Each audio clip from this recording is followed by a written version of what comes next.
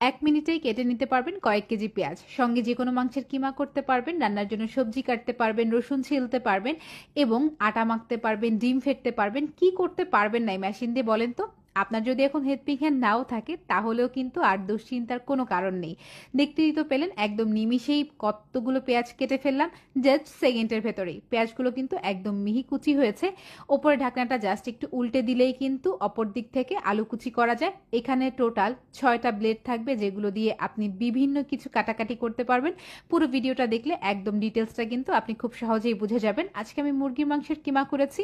আপনি যে কোনো মাংসের কিমা করতে পারবেন। এত মিহি কিমা হবে আপনি ঠিক বুঝতেই পারবেন না যে এটা আস্ত মাংস আদৌ ছিল কিনা।